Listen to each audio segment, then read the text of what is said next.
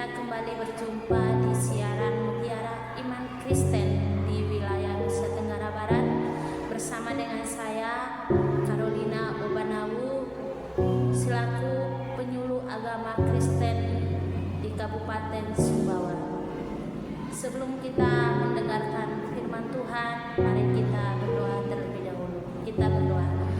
Kami bersyukur kepada-Mu ya Tuhan buat hari ini atas segala berkat kebaikan Tuhan yang selalu baru dalam kehidupan kami, sehingga kami bisa bertemu kembali di siaran Mutiara Iman Kristen di wilayah Nusa Tenggara Barat untuk kami sama-sama belajar kebenaran firman Tuhan yang mengingatkan kami, yang menjadi kekuatan bagi kami, yang bahkan menjadi rema dalam kehidupan kami. Terima kasih Tuhan, kami bersyukur.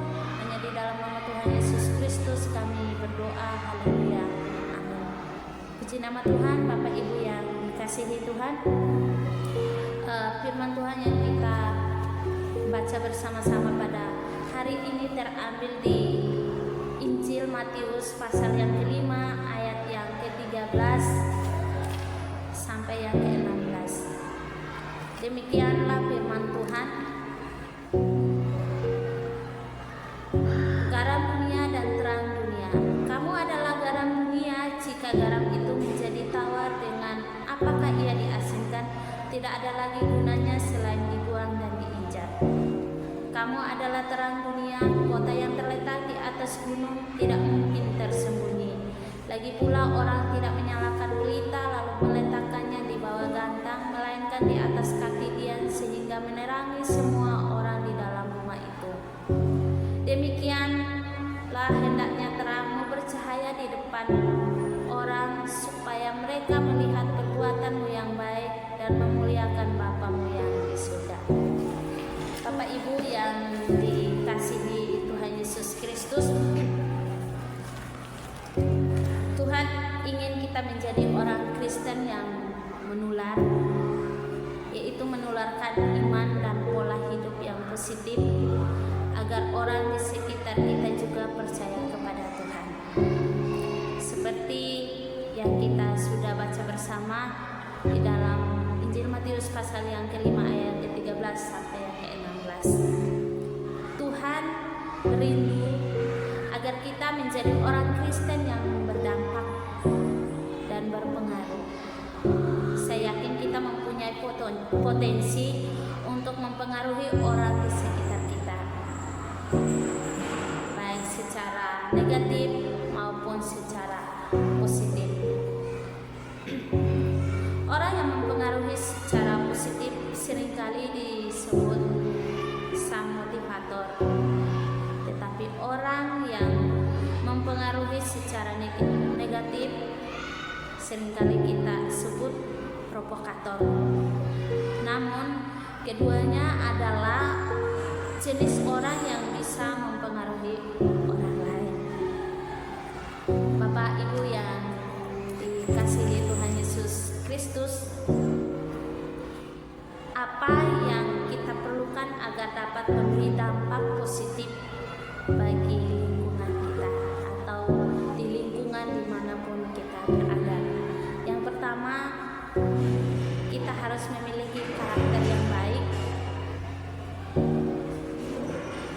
Karakter yang baik yang kita sudah baca bersama tadi di Injil Matius pasal yang kelima ayat yang ke-16 sudah sangat jelas. Demikianlah hendaknya terangmu bercahaya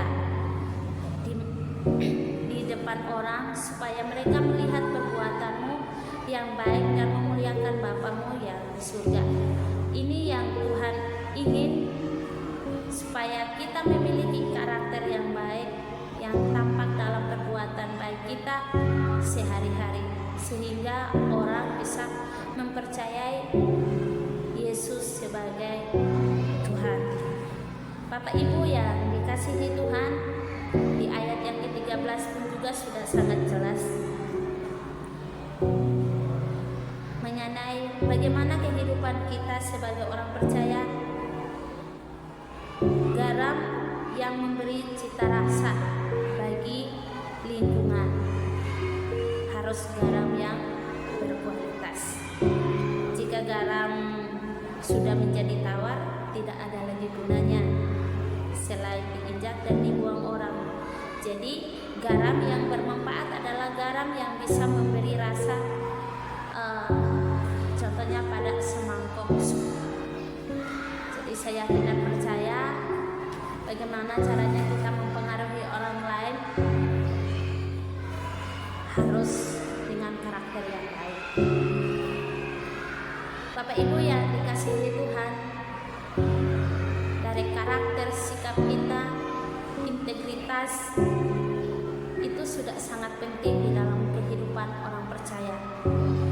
Integritas sangat dibutuhkan bukan hanya dalam pekerjaan, bukan hanya dalam bisnis atau dan lain sebagainya. Jadi mari kita menjadi orang yang memiliki ketulusan hati dan integritas. Memang dalam keseharian kita belum sempurna seperti Tuhan Yesus, tetapi kalaupun kita melakukan kesalahan, saya percaya kita terus berbalik untuk mengakui di hadapan Tuhan. Bapak Ibu yang terkasih di dalam nama Tuhan Yesus Kristus, poin yang kedua, kedekatan hubungan dengan orang lain. Apa yang harus kita lakukan agar dapat mempengaruhi secara positif orang-orang yang ada di sekitar kita? Kita harus memiliki kedekatan hubungan dengan orang lain. Orang yang berpengaruh adalah orang yang menjalin hubungan yang akrab terlebih dahulu dengan orang yang ingin dipengaruhinya. Dimanapun kita berada, di lingkungan manapun kita berada, di tempat pekerjaan, pelayanan, mungkin di sana kita merasa tidak membawa dampak yang baik. Tapi apa yang kita harus lakukan? Kita harus mempengaruhi secara positif, membangun hubungan kedekatan dengan orang lain, menjalin sosial dengan baik dengan orang-orang yang ada di sekitar kita. Jadi Bapak Ibu yang dikasihi Tuhan, kita tetap memulai membangun hubungan dengan orang lain dengan hal-hal yang baik, membawa dampak yang baik dengan di situasi apapun kita berada. Maka jadikanlah kehidupan kita, karakter kita, sikap kita yang berdampak bagi orang-orang yang ada di sekitar kita. Puji nama Tuhan. Bapak Ibu yang dikasihi Tuhan, saya yakin dan percaya kita adalah orang-orang yang sangat rindu. Kita adalah orang-orang yang memiliki integritas Kristus di dalam kehidupan kita. Mari kita terus membawa karakter yang baik, kedekatan hubungan dengan orang lain dan dengan Tuhan itu sudah sangat penting di dalam setiap aspek kehidupan kita. Mari kita tetap memiliki keputusan dengan penuh tekad untuk memberikan sesuatu yang berdampak bagi orang-orang yang ada di sekitar kita. Puji nama Tuhan, kiranya kebenaran firman Tuhan ini menjadi pedoman, menjadi rema di dalam setiap aspek kehidupan kita, baik dalam pelayanan kita, baik dalam pekerjaan yang Tuhan percayakan. Mari kita tetap membawa terang, kita membawa cahaya yang baik, kita membawa hal-hal yang positif bagi orang-orang yang ada di sekitar kita, dan terlebih khususnya kita terus implementasikan di dalam setiap kehidupan kita. Tanpa kita sadari, kita pun juga melakukan atau lalai dalam hal-hal yang kita kerjakan. Terima kasih, kiranya firman Tuhan yang kita baca bersama-sama yang terdapat dari Injil Matius pasal yang ke-5 ayat ke-13 sampai ke-16 bisa kita renungkan bersama-sama dimanapun kita berada.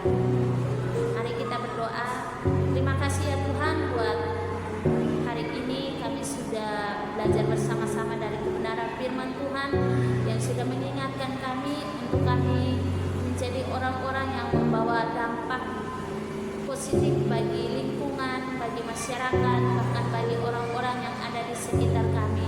Terima kasih ya Tuhan, biarlah kami terus memiliki karakter yang baik dan juga kami tetap membangun hubungan intim dengan Tuhan dengan baik dan juga kedekatan hubungan dengan orang lain. Kami percaya Tuhan yang menolong kami dan Tuhan yang menyertai kehidupan kami. Kami bersyukur buat kebenaran firman-Mu. Hanya di dalam nama Tuhan Yesus Kristus kami mengucap syukur dan berdoa. Haleluya. Amin.